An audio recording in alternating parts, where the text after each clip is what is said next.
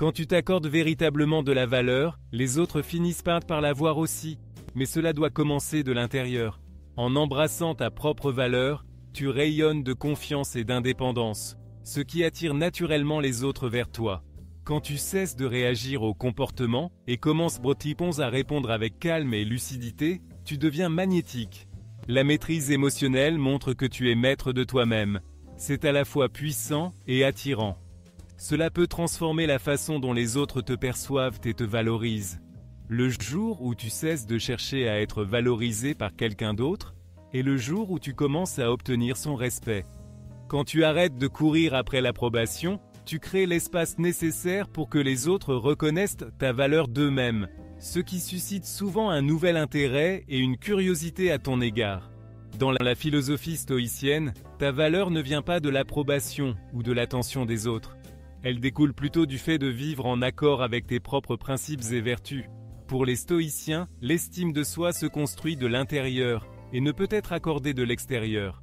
Marc Aurèle disait avec sagesse, « Le bonheur de ta vie dépend de la qualité de tes pensées. » Plus tu cultives le respect de toi-même et alignes ta vie sur un but, plus les autres reconnaîtront naturellement ta valeur.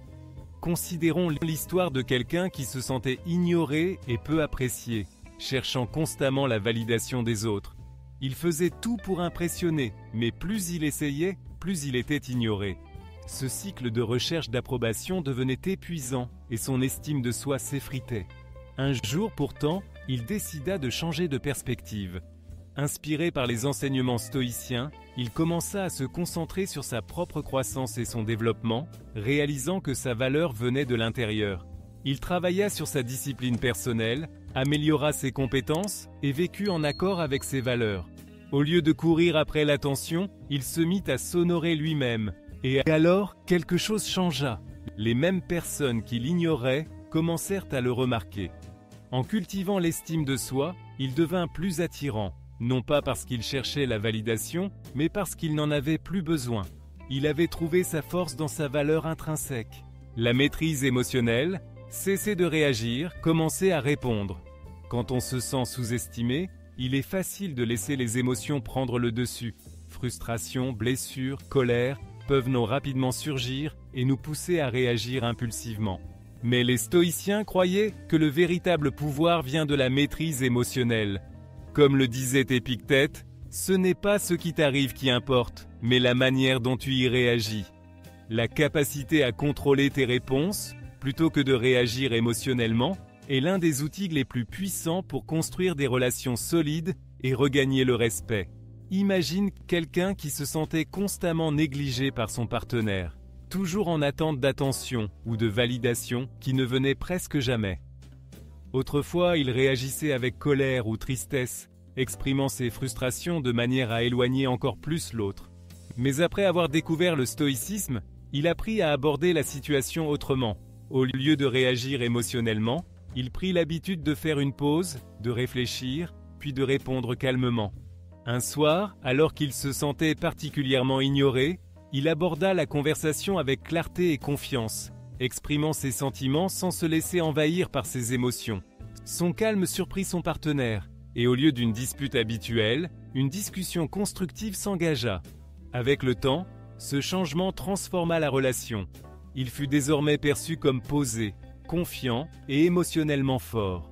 Le pouvoir du détachement, lâcher prise pour gagner le respect. L'un des concepts stoïciens les plus puissants est le détachement. Les stoïciens croyaient que la véritable liberté vient du fait de lâcher prise sur nos attachements, particulièrement vis-à-vis des choses que nous ne contrôlons pas, comme l'opinion et l'approbation des autres. Sénèque disait justement « Celui qui n'est pas esclave de ses passions est libre ». Quand tu es trop attaché à l'approbation d'autrui, tu donnes ton pouvoir et leur permets de dicter la façon dont tu te perçois. Le détachement est essentiel pour retrouver ta force et ton respect de toi-même. Prenons l'exemple de quelqu'un qui cherchait constamment la validation de son partenaire. Chaque décision était motivée par le désir de plaire, mais au lieu de susciter l'admiration, il finissait par se sentir ignoré. Cet attachement à l'approbation créait frustration et sentiment de dévalorisation. À un moment de rupture, il décida d'adopter le principe stoïcien du détachement. Plutôt que d'obséder sur les réactions de son partenaire, il commença à se concentrer sur sa propre vie, ses loisirs et sa croissance personnelle. Il prit de la distance émotionnelle, abandonnant le besoin d'être validé en permanence. Et alors, un phénomène surprenant se produisit. Son partenaire remarqua le changement. La personne autrefois négligée devint plus intrigante, plus indépendante et finalement plus respectée. Le détachement ne signifie pas retirer son amour ou devenir froid. Il s'agit de reprendre son indépendance et son pouvoir émotionnel.